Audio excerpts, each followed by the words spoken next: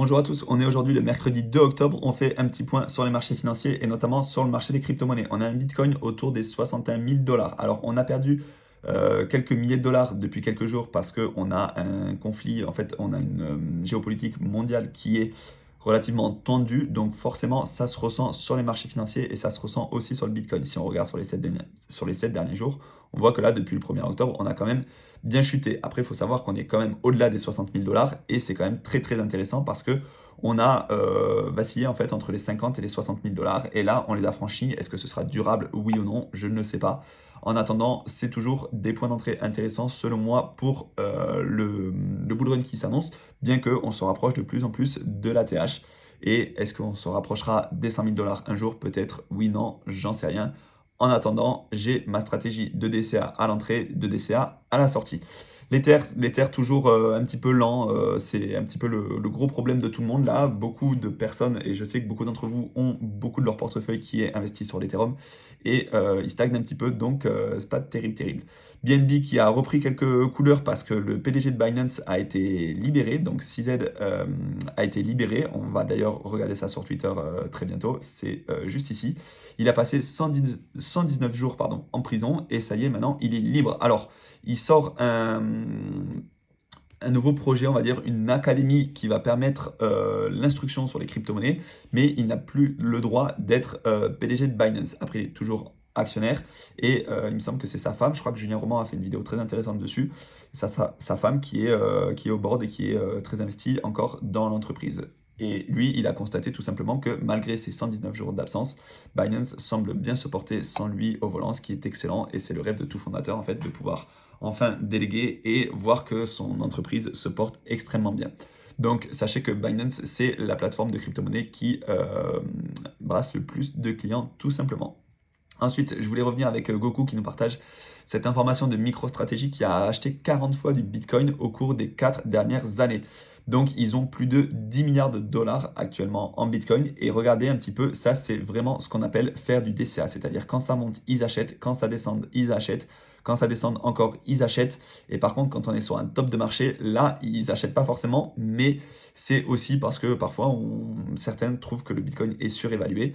Donc, c'est peut-être pas forcément le moment d'acheter, mais quand ça descend, là, c'est vraiment la stratégie de Michael Saylor.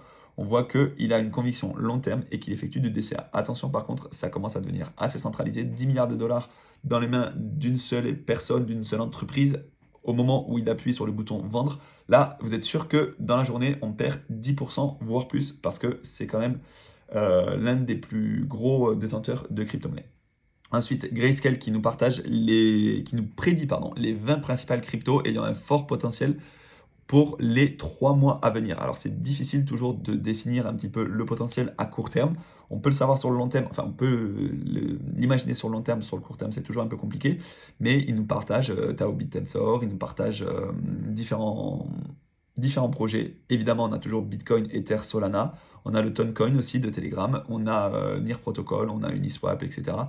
Je vous invite à aller voir la liste si ça vous intéresse ou à faire pause tout simplement. Attention, c'est pas du tout des conseils en investissement. Le Fear and Greed qui est assez élevé, du moins sur les marchés traditionnels. On est sur des plus hauts historiques sur le S&P 500. Alors sur les cryptos, le Fear and Greed a un petit peu baissé. Là, on était à 50 hier. Aujourd'hui, je pense qu'on est un petit peu plus bas parce que les marchés ont relativement baissé. Ouais, voilà, on est retourné dans la peur. On est à 39. Mais c'est justement là qu'on saisit les meilleures opportunités. Il y a quelques jours, le Bitcoin il était à 63, 64. Là, il est à 61 000, c'est peut-être plus le moment de l'acheter aujourd'hui qu'il y a quelques jours. Attention, c'est toujours pas un conseil en investissement. Mais en tout cas, voilà, sur les marchés financiers, c'est plutôt positif. Enfin, je voulais vous partager aussi Cryptost qui nous partage cette information. Tether, ils peuvent geler des comptes. Ils peuvent geler 6 millions de dollars en USDT, qui est lié à une escroquerie. Donc, quand on investit sur un stablecoin centralisé, il faut savoir quand même que on n'est pas non plus pleinement propriétaire de notre argent. À partir du moment où il y a une centralisation, que ce soit une plateforme d'échange centralisée, que ce soit un stablecoin centralisé, etc., on peut à tout moment se faire geler des fonds. Par contre, si tu passes tes cryptos sur ta propre clé privée, ta propre ledger, ton propre trésor, etc., Tangem, peu importe le wallet décentralisé que tu utilises, là tu seras pleinement propriétaire de tes cryptos si c'est une crypto qui est complètement décentralisée, telle que le Bitcoin par exemple. Voilà, après c'est quand même selon moi entre guillemets, bonne nouvelle en termes de régulation, parce que si on veut vraiment une adoption massive, pardon, il va falloir quand même accepter une certaine régulation. Est-ce que le Bitcoin atteindra des nouveaux sommets en octobre? Généralement, on parle du mois d'octobre comme l'October, c'est-à-dire le mois où les marchés sont plutôt dans le vert, du moins les crypto-monnaies. Là, on peut voir un petit peu l'historique sur les derniers mois. En janvier, généralement, le marché est plutôt positif parce qu'on a eu plus de mois d'années dans le vert en janvier que d'années dans le rouge. Et en septembre, normalement, on est plutôt négatif, on est plutôt à moins 3, moins 4%. Aujourd'hui, cette année, pardon, on a eu plus 8,85%. Est-ce que ça va continuer en octobre? On ne le sait pas, mais généralement, octobre, c'est plutôt un marché qui est un contexte qui est plutôt positif pour les marchés et notamment pour le Bitcoin. Et on va finir avec le chiffre du jour qui est tout simplement 14 000, pardon, je vais y arriver, 14 685, c'est le nombre de crypto-monnaies qui sont listées sur CoinGecko. CoinGecko, c'est un petit peu comme CoinMarketCap. Moi, je préfère utiliser CoinMarketCap, je sais pas, j'ai plus l'habitude. Mais voilà, 1400 crypto-monnaies, donc sachez que c'est extrêmement compliqué de choisir les bonnes cryptos. N'allez pas vous perdre dans les fins fonds de CoinMarketCap, dans les fins fonds de CoinGecko.